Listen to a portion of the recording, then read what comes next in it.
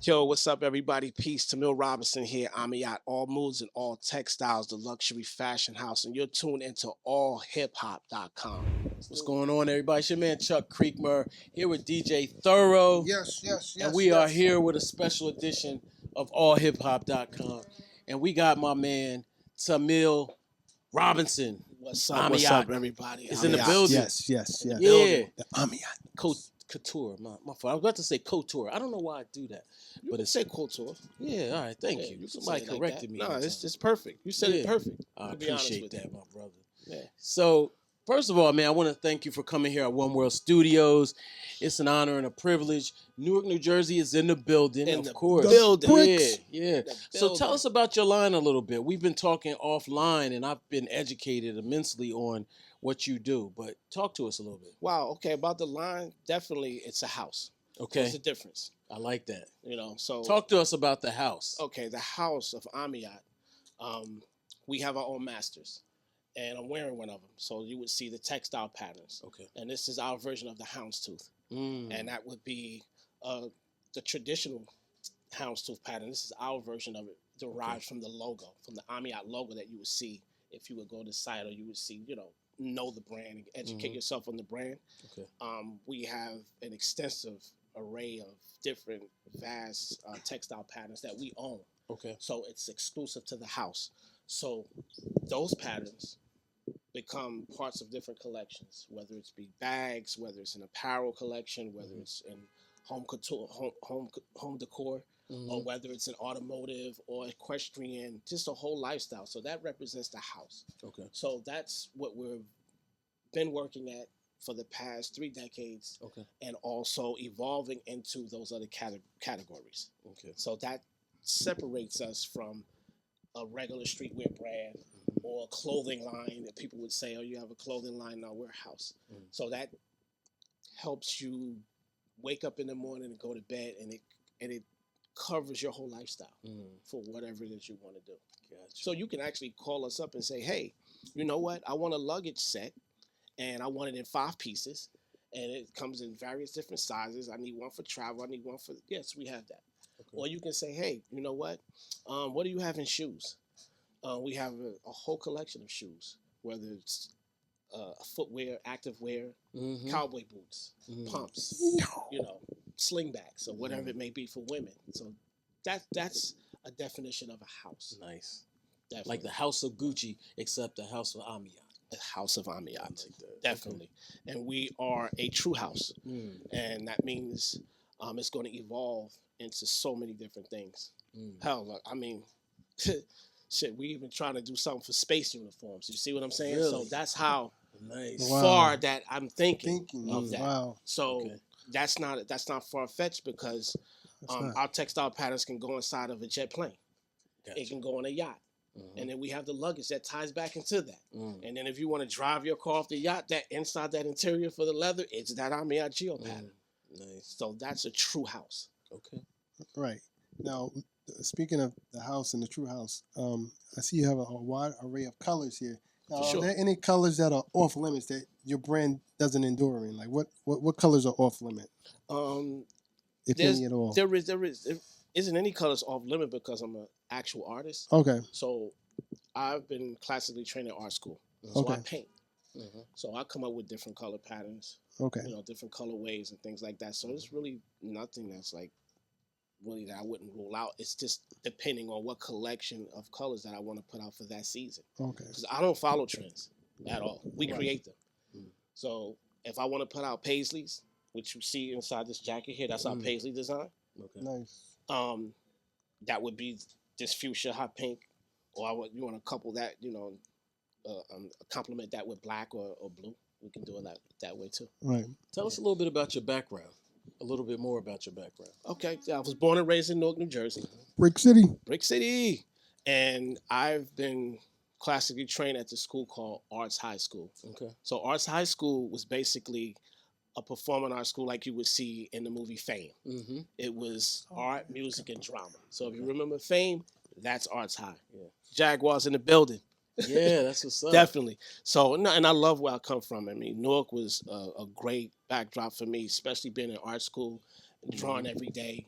you know, and being classically trained in art, I was able to master myself in airbrushing, watercolors, inks, pen and ink, gouache, oils, all of those different categories that relate back into art. Yeah, you know, definitely some photography. And I wasn't that good at sculpture, but I can, tech pack out, do something for a bag or a shoe. So it's pretty much the same, but I'm doing it in 2-dimensional form on paper.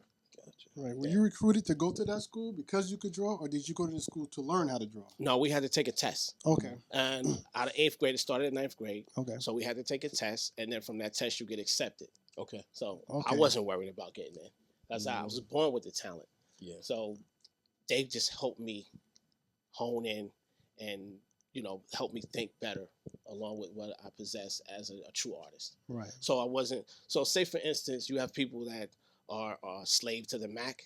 You see what I'm saying? Ooh, I feel triggered. I don't let the Mac me. I Mac the Mac. You Mac the Mac. Yeah, I don't do that. Like I Packing don't the Mac in the back of the app. Yeah, that's right. Okay. Like, because you have a set thing. You have set fonts and different things like that. So for me, being a true back in the day graffiti artist, I created my own alphabet. Okay. So I can go sketch, put that into the Mac, and vector art it, and that's that. So everything your that own we do fonts is original. Yeah, definitely like that. Definitely, man. Never thought about that. Man, I was feeling a way about that because I'm a big Apple Macintosh. I love Apple Macintosh. Yeah. I love it because it's cleaner, it's faster. I can, it definitely helps me speed up my process. Right. But if the power's ever shut down, I can get it in on paper. Got you. The same way, but it'll just take a little longer. Yeah, and I can still get my products made. That's what's so up. I don't need the Mac.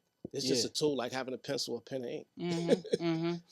No, I share a lot of qualities with you. I was an art student. I call myself the art school dropout because I actually stopped pursuing it in college. Okay. I got a C, honestly, real talk. This is going to sound crazy now. Okay. But I got a C in art. And I got so mad at this white man who gave me a C that I just said, you know what? The white man did it. Get you.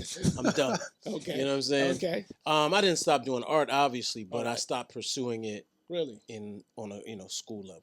No, I went all the way from high school. I went to School of Visual Arts. I got bored because I felt that they weren't actually teaching me what I wanted to, involve myself into. And then I got into interior design. Okay. And that's how I got into the textiles. Okay. From interior design. Gotcha. And I graduated as interior design major. And from there on, it just evolved into that. I got into airbrushing still because I had some airbrush shops in Newark. And I was doing all of the airbrush, the graffiti shirts or portraits or what have you. Some people wanted portraits. Some people wanted canvases. So I did that all in my shop. Gotcha. That got me into wanting to do denim because I was always spraying on denim. And I was like, man, if I had my own denim, it would be like a pure Tamil Robinson piece. Right. And that's how I got the fashion bug. Okay. And that's when from there I got on 7th Avenue and started freelancing for a lot of different companies. Okay. Big companies, privately owned, and some some not private. Some what do you call that? Public. Right. Like NFL and Reebok. Okay. So those privately owned companies had different licenses. And that's what segued me into wanting to learn more about the business of fashion because I already had the talent and I was doing a lot of different work with all of these different companies and I wanted to build my own thing. And it wasn't that I was frustrated. It's just that it wasn't letting me expand my talent because when you're working with a company, that's their, their structure. Yeah. And I didn't want to sit in a gray area every day. I wanted to explore because when I was doing my artwork, when I was going to art school and different things like that, my art took me all over everywhere. Yeah. I can imagine this and I'm here and sooner or later I started traveling, and from there on, being I was a big sports fan, I wanted to learn about the sports licensing. And that's how I got into with NFL and Reebok. And then doing, I also had my own license with Major League Baseball through the Jackie Robinson family.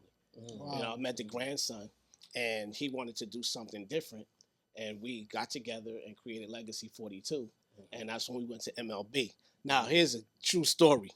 I mean, Jesse, God rest his soul, he was a firecracker. We went up to Major League Baseball. He busts in the door. I'm Jesse Robinson, Jackie Robinson's grandson. Where's, get me whoever it was that was. And I'm like, yo, man, this dude gonna get us kicked out, man. Like, yo, two black dudes up in here. So we met with the licensing directors, and they were like, Jesse, like, your family got like licenses, Robinsons. Right. He was like, but I want to do something different. And when that happened, I just said, guys, just let me show you what I have. I had these textile patterns that I did with the Major League Baseball marks. They were florals, they were camos, different beautiful prints like that. And they was like, can I say the word? Please. He was like, oh shit. Yeah.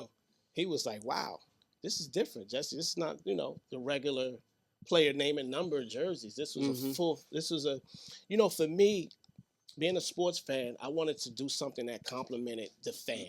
Right. That fan already had a Jeter jersey or what have you jersey, and, player name and that wasn't what I wanted to do, because we all know the majors have that already on lock. Mm-hmm. What I wanted to do was add to that. Okay. A dope blazer with the floral print in it, right. With the marks or with the colors or with the city name, and then, a nice pair of slacks or, that's in fleece that has like the cargo pockets on it, and it fits like a flat front pant or something like that.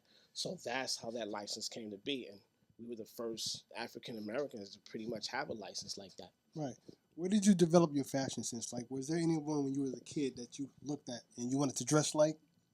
Pretty much like my uncles. It was your uncles, okay. Yeah, my uncle, he always wore like these dope suits, like, gangster style. It was, the shoes, the big hats. You talking 60s and 70s, like the era we come up in. Yeah. I mean, I don't know how old you guys are. You probably babies, but, for me, I grew up.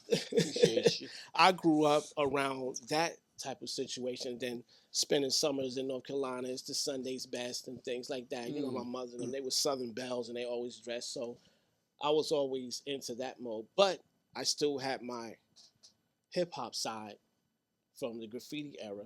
And all of that culture that was still a part of me from growing up in Newark. Right. And I would love that. Couldn't wait to get back home and, get with the guys and break dance and do graffiti art, because that's real hip hop. Right. Definitely. Right. I got to touch on this real quick. Tame 1, Artifacts. Tame 1, God rest his soul. Newark, God rest his soul. Right. Yeah, he went to our side. I was getting there. Yeah. I was getting there. Yeah. There's definitely a correlation with graffiti writers and Newark, because a lot of dope graffiti writers came out of Newark. Did you guys run together, or did you know? We in school, because we were all in school together, so we all would go into the library and do our little art or whatever it may be. Okay.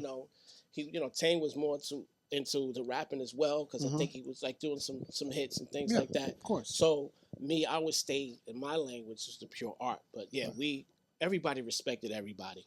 There was nobody, like, if I was to bomb a wall, Tane wouldn't come by and slash and spit on it and things like that. He would probably put something on the side of it. Okay. Right. Where we never really had any like real rap beefs or graffiti beefs like that, because you come from Mars High, so everybody had their own style. Right.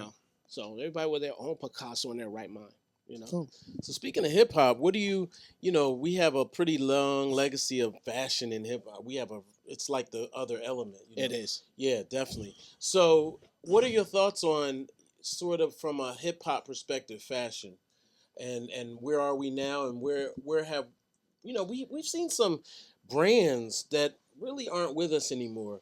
Yeah. As well, from a business perspective and a cultural perspective. Right. What's your point of view for hip hop and fashion? My point of view from hip hop is we created that sector of globally. Mm-hmm. We created something that went global. Mm-hmm. But at the same time, you still have to evolve. Mm-hmm. And we all grow up. Mm-hmm. So your taste levels change too. Mm-hmm. So sometimes the brands that you create when you're at a certain age, when you grow up, you either let that go and evolve into something else like I did. I come from graffiti, I come from hip hop, and I evolved into textiles and different things like that, so it changed. But if you remember back in the day, when hip hop started, Treacherous 3 and all those dudes, they were rocking suits. Yeah. They were coming in dressed up, cowboy and all those. They had their own style. It was Grandmaster Flash and them, their whole crew, everybody, the boots, the riding boots, the tight jeans, the tight leather pants, it was fitted. So we were always rocking that stuff already because we had our own style. Right. It wasn't any rules, and that's the art of it. Yeah. You know, and that's what helped me become even a better haute couture designer. Because if you look at some of the trims that we have on our collection, the sequences or the zipper pulls, it's the logo. Right. It's the AMIAT logo. So I can say AMIAT without even putting the word. Right. You know. Right. Yeah. That's when you know like you've arrived. Right. When you have something like that and the continuity goes across from apparel to housewares. Right. What inspired this design? Like, how did you come up with it? Well, you know, totes are always in. Okay. Especially for women. Now guys wear them. You saw the NBA guys. They walk and they wearing everything. Any and everything. They wearing everything. Yeah, some of them need help. So, yeah, I mean, you know what? Everybody trying to be, because of social media and because that's a platform right now with all of that going on, they're just trying to just do their thing. Because, you know, Walt Frazier, he was that guy. Yeah, it was. Yeah. See what I'm saying? He was rocking. He was fresh. He was rocking zebra skin. He was doing it big. Crazy. And those are like the old school NBA players that they were doing it just because they was just fresh. Yeah. They wasn't trying to be that guy. He was just smooth like that. True story. You know? Teddy Pendergrass style. You feel me? Snap. You see what I'm saying? Yeah. That, you know, that's what this brings. Okay. That house of AMIAT brings that aura to it, you know. So coming up with the tote, I wanted to use my interior design so that you see all the interiors with the textile patterns inside. I wanted to use my architectural background because I work for an architect. So you see the truss system going inside the tote. That is actually the logo and it's leather covered. So, you know, I give the artisans who made this bag a headache. Right, They know when I'm on at night with them, they're like going nuts. But if you see all the different details on what AMIAT is, you see the aesthetic is also architectural. And you're buying a piece of art. Yeah. And this is art that can be passed down because these are like conversation pieces. They're like, you know, heirlooms pretty much. Right. Quality and the craftsmanship is always there. I mean, at the top of its game. We can stand by that from the house. Definitely. Okay. For a little bit back to the brands, right? For what were your thoughts on like Rockaware, Fubu, Sean John, you know, even LRG, like all these? It was like an onslaught of labels and brands that were coming out of urban. What did they do wrong? Let me ask you that. Where did they go wrong? I wouldn't say they did anything wrong. Okay. Because for myself, we didn't know the business of fashion back then when those brands were out. We were always under someone else. Okay. And that's what I wanted to break out. So my mentor broke me out of. That's why I was able to evolve. Okay. So brands like we just mentioned, at that time when we were doing, I don't know if you remember the Black Expo. Remember the Black Expo? Yeah. That was a trade show that was specifically for all the inner cities, whether you had a brand or a service or whatever it was. Just like hip hop, just like the music, when the industry found out, whoa, this is making money. Yeah. The industry caught in to those brands and took us to a place called Vegas Magic Show. Yes. And that's when Black Expo died. It lost its luster. I don't know if it's still around, but we stopped supporting us.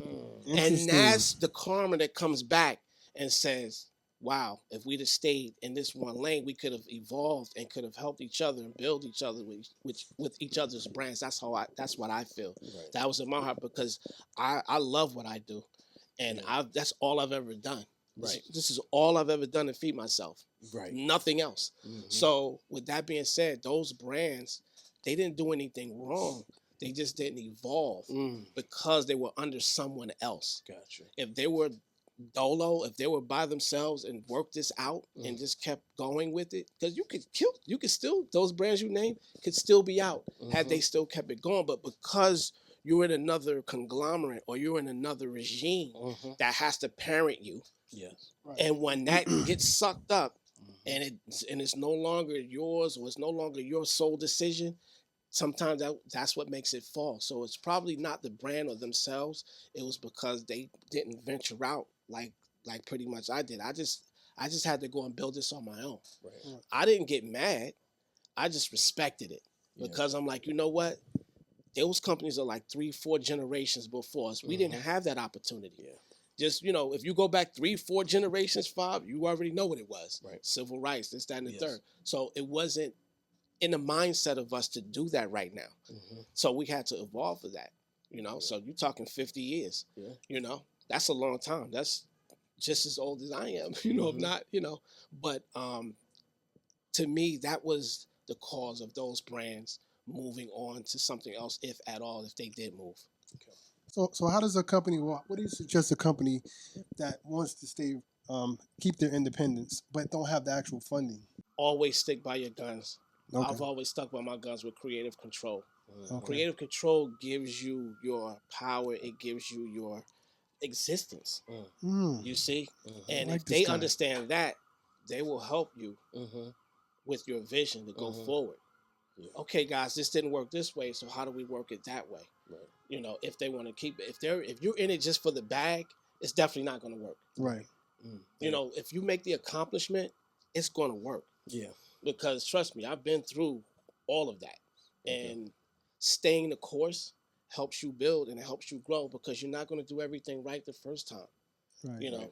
With me, the only reason the textile patterns are existing and they're working throughout every category, throughout every fabric, I don't care if it's boucle, I don't care if it's silk, dupioni, I don't care if it's whatever, it's lace, even we have that, is because I stayed at my craft, and having all those different superpowers in art.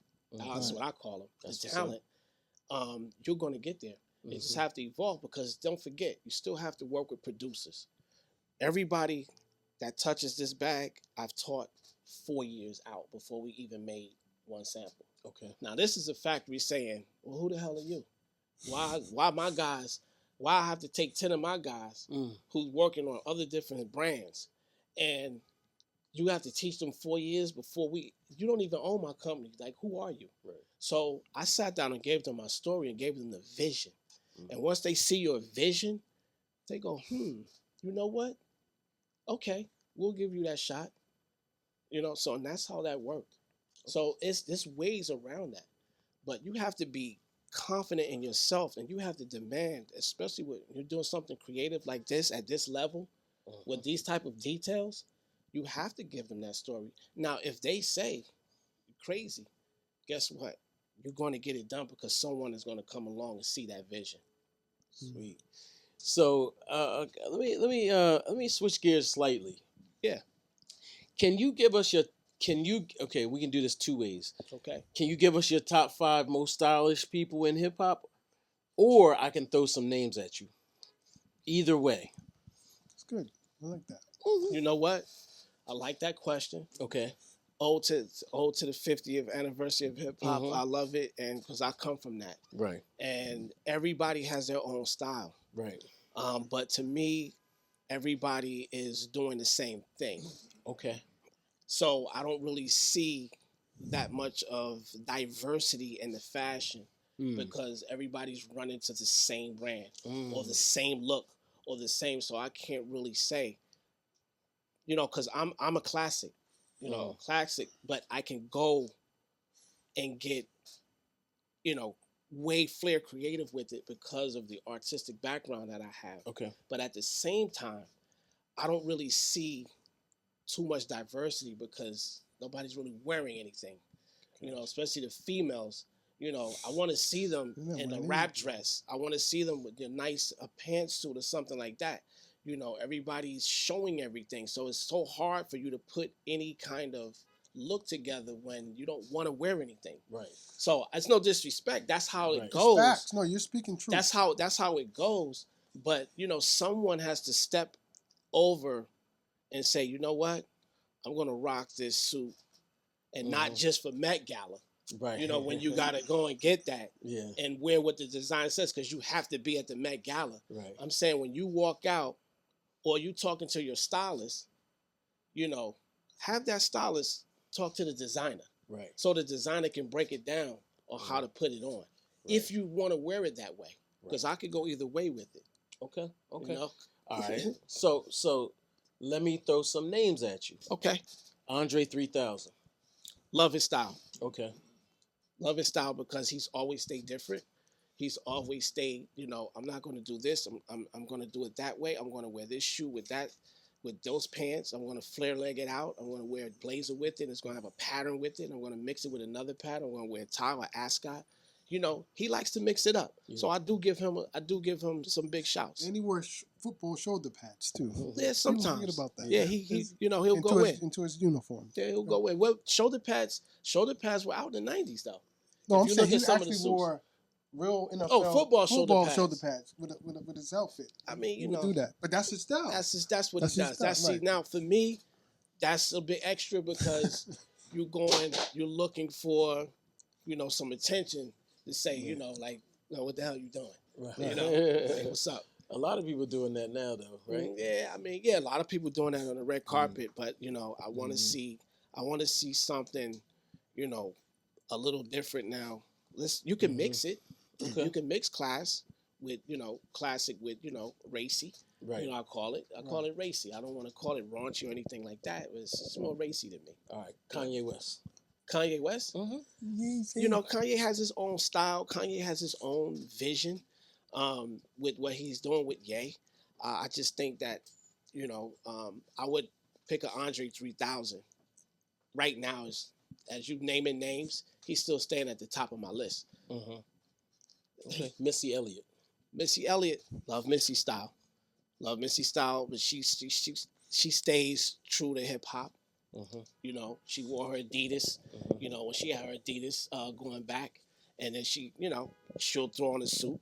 Mm-hmm. But it's a little masculine. But she's doing her thing. She looks great now. She's wearing she's wearing red carpet. Really nice stuff. Yeah. I love the way she looks right now. Nicki Minaj. I see a lot of bodysuits. Mm-hmm. And a lot of bodysuits to me that's easy to do. Right. Bodysuits with the boots. Mm-hmm. I don't know. I don't follow her every day. It's just that when I see her, I just see a lot of bodysuits. I don't see, more of fashion. I would say just collections of things. But I've seen her on the red carpet. But see, when they go to these runway shows, and they're at a certain show for that designer may say, hey, can you wear this or can you wear that? And they look nice. Yeah. So, but when they're doing their own thing, I just see a lot of bodysuits. Okay. Curveball. Sexy Red. Sexy Red. She's more definitely hood. Mm-hmm. She's definitely hood. So she's going to rock where she comes from and her genre, what she's doing right now. She's from the north side, I think. Yeah. And that's ghetto. Yeah. So she's going to do her thing with the big chains, with blinged out. And she's, wearing her booty shorts and things like that. And with her boots, Sexy Red. She's trying to fit that name pretty much. What about the evolution? Talking Fat Joe, Jay-Z, Nas. These guys have come from, the hood. And now they're billionaires and multimillionaires. And their style has changed a lot too. Yes. I mean, when you evolve from where we come from hip hop and humble beginnings and starting out from the bricks and things like that, and you evolve into that business person and getting those endorsement deals and things like that, you're gonna have to conform a little bit and throw on a suit. I remember Jay-Z straight shut down the jersey. Yeah. What I'm wearing jerseys for, I'm wearing button-ups, and everybody stopped wearing jerseys. Yeah. It's like when Jay-Z said, I'm not wearing jerseys anymore, the football jersey's not on the street anymore. Right. You don't even see basketball jerseys or anything. Right. Everybody's like dressing up. Shout out to June Ambrose too, by the way. She had June. A big hand in that. Yeah, June started out way back with them. Way back with them. I've heard of her.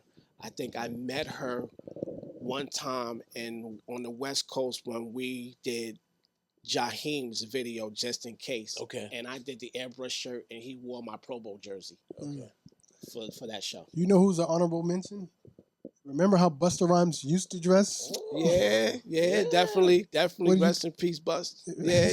Oh, I mean, I thought you know what? That was my fault. I thought you meant Bismarck. No, I not thought you meant you. Bismarck. Said Not Buster. Bismarck. I thought you. Busta used to wear some elaborate. Yeah. At a time where hip hop wasn't doing that, you know. Yeah, nah, Busta. But he stopped. Busta had a nice style. Right. He had a nice style because he had to work with the dreads. Right. And then he had to put the bucket cap on. I remember the video he did with Diddy and the remix, and he looked real fly in that. Right. Yeah, and he had a really nice style.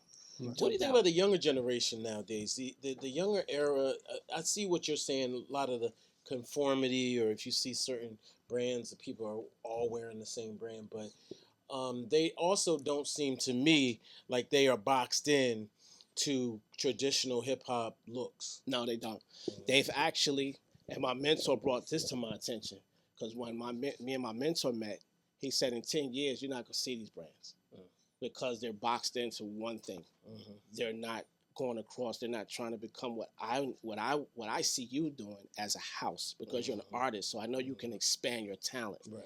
So with that being said, today, 10 years later, they're wearing all the majors now. Yeah. You know, and all of the houses. Yeah. So that's why he put in me back then to prepare me, because he knew this was coming. I couldn't see it, you know, because I was still doing streetwear, sports licensing, you know, active wear, so to speak, and with different companies, and working behind the scenes with him. He was preparing me for that. Gotcha. And wow, man, it was a blessing that I met him. Definitely was. So you have all these bags.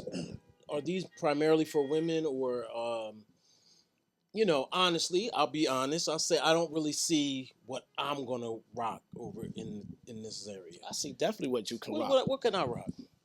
First of all, this bag here that I walked in with. I don't know, bro. I ain't gonna lie. This right here is a man clutch. Now I put the chain here because sometimes you will have to crossbody if your hands are full. Okay. But the guys wear it this way. Okay. You know, and it has all the different pockets. Okay. And you put everything in. Now, to be honest with you, it wasn't my favorite bag, but when I started using it, it carries everything. Okay. You know, so definitely I see you can rock this. Okay. Now, Lamar Odom loves this bag. Lamar Odom loves this bag because I put it on his hand and he was like, dude, where you from? Hold the mic up. Yeah, he was like, dude, where you from? Yeah, he loves this bag, but he wanted it in red. He went in for the DJ and the Traveler. Right, this is a backpack, but it's a 2-in-1. Okay. Yeah, but the thing about it, it comes with another piece. And this piece zips at the bottom of this. Okay.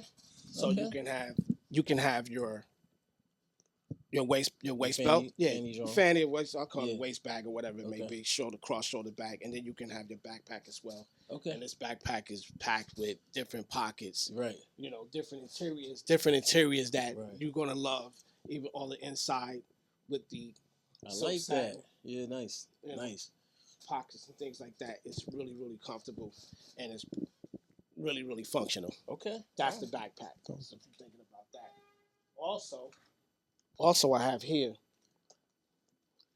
Big red. This weekender bag right here. Nice. Yeah, so this is something you would want to carry. Right. Yeah. Now I would see all the NBA guys carrying this because they're tall. You know, with the big and tall guys, they would carry this, but this carries like everything. Okay. You know, I like that. You can put in 2-3 weeks worth of clothes in this, shoes, whatever it may be, and you know, your weekend bag, shoulder strap, all the interiors is silk satin covered. You know, you see all the quality and craftsmanship and the pillow stitching and everything. So this is really dope bag. I love it. I get stopped a lot with that bag. Oh yeah. Okay. Yeah.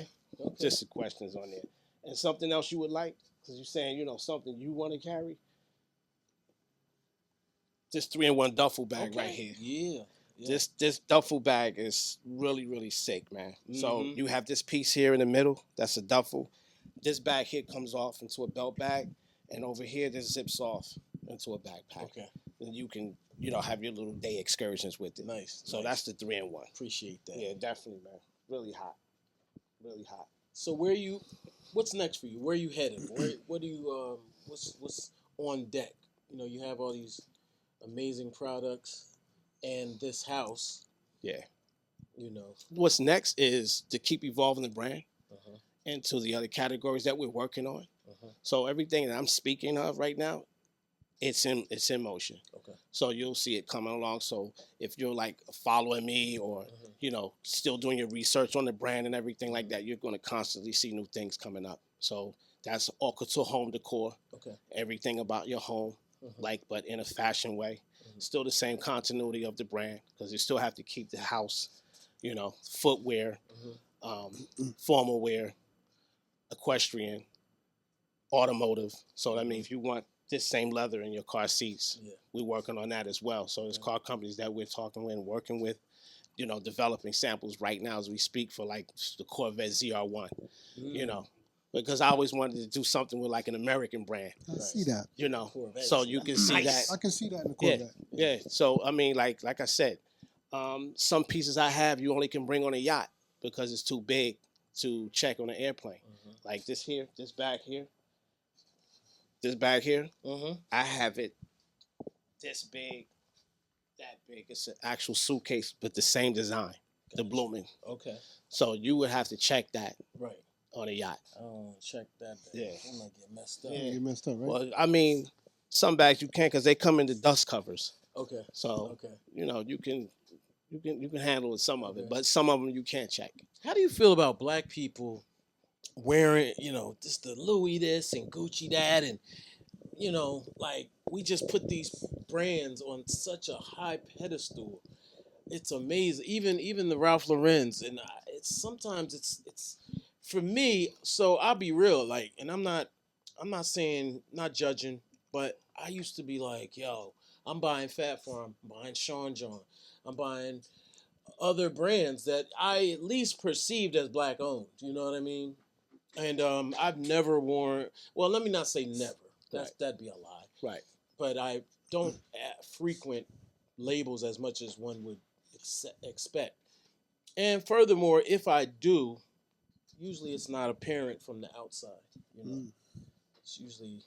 Well, with the House of AMIAT, you're getting that kind of excellence from us. Yes. So it's at the same level. If not better, higher, right? If not better, right? Because there's some pieces that want to outshine some pieces from another brand, whatever it is. But we're always into the quality and craftsmanship, so you're going to get that, and you don't usually get that from the brands that you name. You know, you don't usually get that from inner city brands. Like I don't know any inner city houses that call themselves a house. You see, it's always been categorized as streetwear, urban, you know, because of our color of our skin, that's the stereotype. But you have to actually show that, and they've never shown it. Gotcha. They've never evolved to that. So I had to evolve from streetwear into sports licensing, learning the business of fashion, getting a mentor who put it into my head like, well, you can do this at a huge level. Right. That's why I call myself the king of rap. You know, because I do rap dresses, and these rap dresses are very much, you know, unique in the textile patterns because I created them. So you can't get that textile pattern on that rap dress from anywhere in the world. And you know, I'm that dude. So I have to call myself the king of rap. I'm that dude. His logo is even in the jacket. I see the logo. Oh yeah, definitely. This is the houndstooth pattern. So I have a houndstooth pattern in a rap dress. I have it in all the traditional textile patterns that exist in fashion: paisley, plaid, polka dot, flame stitch, gingham, houndstooth. I have that version. So if of a real fashion person, with, you know, a true fashion person who come and see that and critique that, they can say, I don't have that stripe in my closet. See what I'm saying? So the other brands, they never evolved into that part. And you can't really move into other categories unless you have something that can go into the same continuity throughout the collection. It's very hard to do. It took me 20 years to do that, just to develop. Okay. Yeah. He's that dude. Exactly. That dude. Well, look, we appreciate you coming to AllHipHop and One World Studios. Definitely, it was an education for me, but to see the quality is really something to behold, honestly. No, definitely. I appreciate that because it's one thing to see something on social media or on print or what do you call that? The internet or whatever. Yeah. But to actually touch and feel it and just to see the quality it's just like you can't buy that. It's priceless. Yeah. Nice. Yeah. All right. Oh yeah, let's try to get you some business. How do people get in contact with you? Of course. Listen, if you want to check this out, if you want to see or learn about the fashion or learn about the story behind AMIAT, you can go to www.amiatluxury.com. That's AMIAT luxury.com. Okay. You can go to the Instagram at AMIAT Luxury. And if you want to talk to me personally, you can go to Tamil International on the Instagram and you can see my work. Sometimes I speak on some of what I'm doing. I have like some PSAs that I do and talk about the brand and talk about the fabric or talk about how it's made, because I want to educate. Get that education. You got to educate someone. So if you want somebody to really rock with you, you have to be able to give them that story behind that. Because if someone is just looking at that, they're just popping up and seeing like, oh, the bag hot, but you don't know if it's real, if it's fake, if it's this, if it's that. You only can get AMIAT from the house of AMIAT. Nowhere else in the world. There's only one place that makes this. So that's it. Yeah. So, and I had to teach, the whole team. Yeah. Okay. Yeah, so we're a house. There it is. That's the final word. We're a house. Definitely. Appreciate you. All right. Definitely. All right.